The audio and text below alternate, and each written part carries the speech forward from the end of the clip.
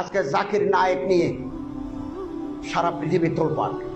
আজ সকালে মালয়েশিয়ার প্রধানমন্ত্রীর সাথে ভারতের প্রধানমন্ত্রী বৈঠক হয়েছে। বৈঠকের এক পর্যায়ে নরেন্দ্র মোদী মালয়েশিয়ার প্রধানমন্ত্রীকে বলেছেন, আমার একটা মোস্ট ওয়ান্টেড পারসন আপনার দেশে আছে, আপনি তারে ফেরত দেন, আমি তারে বিচারের মুখোমুখি করব। আমাদের ঈমান, আমাদের উখুওয়াত, আমাদের বারাদরি পানি হয়ে গেল দুনিয়ায়। এক ব্যক্তিকে একটা প্রেসিডেন্ট, প্রধানমন্ত্রী বলে যে আপনি ফেরত দেন। এখন ভারতে ওনার নাগরিকত্ব নাই, ওনার সমস্ত সম্পত্তি বাজেয়াপ্ত। ওনার মালয়েশিয়ার কোনো কথা বলতে পারবেন না, রেডিওতে, টেলিভিশনে, জনসভায়, সেমিনারে কোনো কথা বলা যাবে না। কেবল ঘরের ভিতরে থাকবেন, খাবেন। বেরও করে দিতে পারে, তার আরপি বাতিল হয়ে যেতে পারে। কানাডায় ওনারা ভিসা দিচ্ছে না, ইংল্যান্ড ভিসা দিচ্ছে না, সৌদি আরব থেকে বের করে দিয়েছে। দুবাইতে ওনার পিস টিভির স্টুডিও আছে, দুবাইতে ওনার স্থাপনা আছে, ওখান থেকে ওনারা বের করে দিয়েছে। কি কারণ? কারণটা কি? উনি আহলে হাদিস, উনি ইহুদির এজেন্ট, উনি খ্রিস্টানের দালাল, উনি জঙ্গি, উনি টাই পড়েন, শার্ট গায়ে দেন। এগুলো হচ্ছে স্থূল কথা, যাদের দিমাগ মোটা তারা একথা বলে থাকে মাত্র। কেন জাকির নায়েক সারা বিশ্বের জন্য আজকে চ্যালেঞ্জ হলো? কেন? পিছনে অন্য কারণ আছে। এই কারণের পিছনে কেউ নাই। বড় বড় কিতাব লিখেছি, ইহুদির দালাল জাকির নায়েক, এ সমস্ত কথা আমরা বলেছি। হক কথা বলার লোক নাই। জাকির নায়েক তাকাবুল আদিয়ানের মাহের, scholar on comparative study of religion. বিভিন্ন ধর্মের উপরে তার পড়াশোনা আছে, যেটা আমার নাই, আপনার নাই।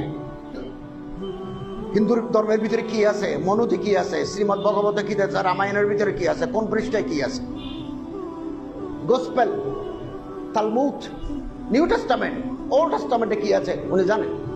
কোরআন শরীফের উপরে ওনার একটা অবুর আছে, আহাদিসে নববিয়ার ভিতরে ওনার একটা দখল আছে। উনি যদিও বা বাকায়দা আলেম নন, মাদ্রাসায় পড়ে কোনো সনদি আফতা নন, কিন্তু পড়াশোনা আছে। কিন্তু উনি ফকি নন, মুফতি নন, উনি ডাক্তার, ইংরেজি শিক্ষিত লোক, কিন্তু এই ফিল্ডে উনি মেহনত করেছেন। উনি যখন বক্তৃতা দেন ইসলামের উপরে, গায়রে মুসলিমদের 30টা অভিযোগ আছে। এই অভিযোগে 30টার বেশি নয়, উনি 30টার জবাব আছে ওনার। ফলে উনি যখন কোথাও কোনো বক্তৃতা করেন, কেউ এতারাজগুলো তুলে ধরে তিফলি মক্তবের মধ্যে তিনি জবাব দেন। মক্তবের বাচ্চাদের যেভাবে মানুষ শিখায়, এভাবে তিনি জবাব দেন। এবং তিনি সর্বশেষ ভারতের গভর্নমেন্ট খেপে যাওয়ার কারণ হচ্ছে, এখন তো হিন্দুত্ববাদী সরকার। ভারত এখন নতুন সংবিধানের সংশোধন করে বলা হয়েছে, পৃথিবীর কোনো দেশের কোনো হিন্দু যদি নির্যাতিত হয়, এই নির্যাতনের যদি দলিল থাকে, ভারত তাকে নাগরিকত্ব দেবে। নাগরিক, পৃথিবীর যে কোনো জায়গায় কোনো হিন্দু যদি অত্যাচারিত হয়, এটা যে ডকুমেন্ট থাকে, তাহলে ভারত তাকে নাগরিকত্ব দেবে। এই জাকির নায়েক সাহেব বলছেন হিন্দু ধর্ম বিকৃত হয়ে গেছে, হিন্দু ধর্মের মূর্তি পূজা নাই, কোথায় আছে দেখাও। এটা বলার কারণে তারা মনে করলো হিন্দু ধর্মের গোড়া তো শেষ হয়ে গেল। গণেশ না থাকলে, দুর্গা না থাকলে, সরস্বতী না থাকলে, মেনকা না থাকলে, কালী না থাকলে, তা আমাদের আর পূজা কি? তখন মনে করছে মানুষটা পৃথিবীর যেখানে তাকে ধরে আনি তারা জবাই করে দিতে হবে। এই জন্য ফেরত চায়। কানাডায় গেছেন, ব্রিটেনে গেছেন। ব্রিটেনে তিনি বক্তৃতা করেছেন 2টা, লন্ডন, ইংল্যান্ডে করেছেন, কানাডায় করেছেন 2টা। The present Bible is not word of Allah. বর্তমান বাইবেল যেটা বাজারে আছে, এটা আল্লাহর কালাম নয়। আল্লাহর কালাম এগুলো বিকৃত হয়ে গেছে, ডিস্টোর্টেড। এখন যেটা বাইবেল আছে, এটা সেন্ট পলের লেখা। এই দলিল, এই দলিল, এই দলিল। যারা বাইবেল লিখেছেন তারা একজনও হযরত ঈসা আলাইহিস সালামকে দেখেন নাই। ঈসা আলাইহিস সালাম 40 বছর বয়সে মারা গেছেন, 27 বছর পর্যন্ত ওনার জীবনের কোনো কাহিনী নাই। তো ওনার এগুলো লিখলো কে? এই সমস্ত 1 নম্বর দলিল, 2 নম্বর দলিল, 3 নম্বর দলিল জন্য promise this Bible is the word of Allah, the Quran is permanently word of Allah. একথা বলার পরে সামনে যারা বিভিন্ন গির্জা থেকে আসছেন, তারা জিপ জিব্বা কামড় দিয়ে রাখলো। ও মা, এটা কি কথা বলে, এটা তার শুনি নাই। এই মানুষ যদি কানাডায় বক্তৃতা করতে পারে 3 মাসের ভিতরে তো কানাডায় এই সাইজ শেষ। অতএব এই লোকটা যেন আর না ঢুকে।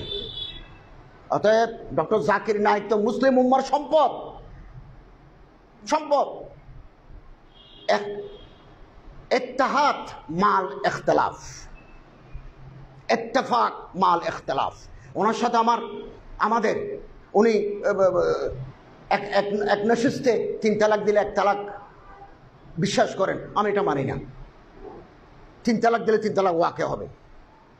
এরকম ফিকহি বহু মাসাইলের সাথে আমাদের অনেকের একতলাফ আছে, কিন্তু তার যে অবস্থান, তার যে বাইনুল আকওয়ামি খেদমাত, এটাকে আমি মাটি করে দিতে পারি না। আমার কাছে মজবুত কবি দলিল না থাকা পর্যন্ত আমি কোনো মানুষকে ইহুদির দালাল বলতে পারি না।